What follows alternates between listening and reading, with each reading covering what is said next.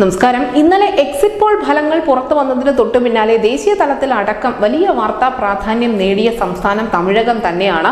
നമുക്കറിയാം, തമിഴകത്ത് BJP ഇക്കുറി മെനയുന്ന സ്വപ്നങ്ങൾ ചെറുതല്ല. പ്രത്യേകിച്ചും അണ്ണാമലയുടെ നേതൃത്വത്തിൽ കൃത്യമായ ഹോംവർക്ക് നടത്തിയതിന് ശേഷം തന്നെയാണ് അവർ ഈ ലോക്സഭാ തെരഞ്ഞെടുപ്പിലേക്ക് കടന്നതും.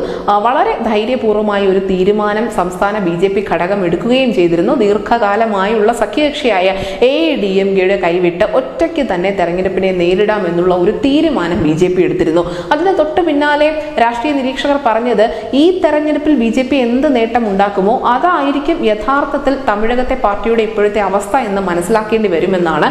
എന്നാൽ എക്സിറ്റ് പോളുകൾ വന്നതിന് തൊട്ട് പിന്നാലെ തികഞ്ഞ ആത്മവിശ്വാസത്തിൽ തന്നെയാണ് തമിഴ്നാട്ടിലെ BJP നേതൃത്വമുള്ളത്. നമുക്കറിയാം, പല അഭിപ്രായ സർവേകളിലും പല രാഷ്ട്രീയ നിരീക്ഷകരും മറ്റും പറഞ്ഞത് തമിഴകത്ത് BJP 1-2 സീറ്റുകൾ നേടും എന്നായിരുന്നു. പരമാവധി സംസ്ഥാന നേതൃത്വം പ്രതീക്ഷിച്ചത് 5 സീറ്റുകൾ വരെ മാത്രമായിരുന്നു. കോയമ്പത്തൂർ, ചെന്നൈ സൗത്ത്, കന്യാകുമാരി അടക്കമുള്ള മണ്ഡലങ്ങളുടെ പേരുകളും നിറഞ്ഞിരുന്നു. പക്ഷേ ഇതിലൊക്കെ ഉപരിയായി വലിയ നേട്ടം BJP ഉണ്ടാക്കുമെന്നാണ് ഇന്നലെ ദേശീയ മാധ്യമങ്ങളുടെ എക്സിറ്റ് പോളുകൾ വ്യക്തമാക്കിയത്. പ്രത്യേകിച്ചും CNX ഉൾപ്പെടെയുള്ള മാധ്യമങ്ങൾ 5 മുതൽ 7 വരെ സീറ്റുകളാണ് BJPക്ക് തമിഴകത്ത് പ്രവചിച്ചിരിക്കുന്നത്. 24 ന്യൂസ് ആവട്ടെ 10 മുതൽ 14 സീറ്റുകൾ വരെ BJP തമിഴകത്ത് നേടുമെന്നാണ് പ്രവചിച്ചിരിക്കുന്നത്. സംസ്ഥാനത്തെ വലിയ രണ്ടാമത്തെ ഒറ്റക്കക്ഷിയായി BJP മാറുമെന്ന് കൂടി അവർ പറയുന്നുണ്ട്. ഇങ്ങനെ ഒരു സാഹചര്യം DMKക്ക് പിന്നിലായി BJP വരുന്നുണ്ട് എങ്കിൽ കൃത്യമായും അത് AIADMKയുടെ തകർച്ചയുടെ സൂചനയായി തന്നെ വേണം നമ്മൾ മനസ്സിലാക്കാൻ.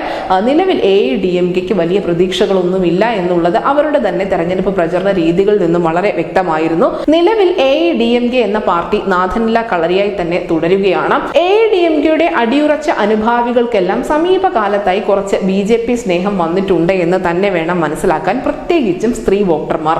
നമുക്കറിയാം, AIADMKയുടെ ശക്തി എന്ന് പറയുന്നത് തന്നെ തമിഴകത്തെ സ്ത്രീ വോട്ടർമാരാണ്. അതിന് പ്രധാനപ്പെട്ട കാരണം ജയലളിതയാണ്. ജയലളിതയോടുള്ള ആരാധനയും ആത്മബന്ധവും അമ്മ മുന്നോട്ട് വെച്ച പദ്ധതികളും ഒക്കെ അത്തരത്തിൽ ചിന്തിക്കാൻ അല്ലെങ്കിൽ AIADMKക്ക് അനുകൂലമായ വിധി എഴുതാൻ എല്ലാ കാലത്തും തമിഴകത്തെ സ്ത്രീ വോട്ടർമാരെ പ്രേരിപ്പിച്ചിട്ടുമുണ്ട്. ആ സ്ത്രീ വോട്ടർമാർ ഇക്കുറി BJPക്കൊപ്പം നിന്നു എന്ന് തന്നെ വേണം മനസ്സിലാക്കാൻ. പ്രത്യേകിച്ചും ഇപ്പോൾ തമിഴകത്ത് ഈ AIADMKക്ക് ജയലളിതയെ പോലെയുള്ള കരുത്തുറ്റ ഒരു നേതാവില്ല എന്ന യാഥാർത്ഥ്യമുണ്ട്. മറ്റൊന്ന്, നരേന്ദ്രമോദി മുന്നോട്ട് വയ്ക്കുന്ന നാരീശക്തി അടക്കമുള്ള പദ്ധതികൾ തീർച്ചയായും സ്ത്രീകളെ വലിയ രീതിയിൽ സ്വാധീനിച്ചിട്ടുണ്ട് എന്ന് തന്നെ വേണം മനസ്സിലാക്കാൻ.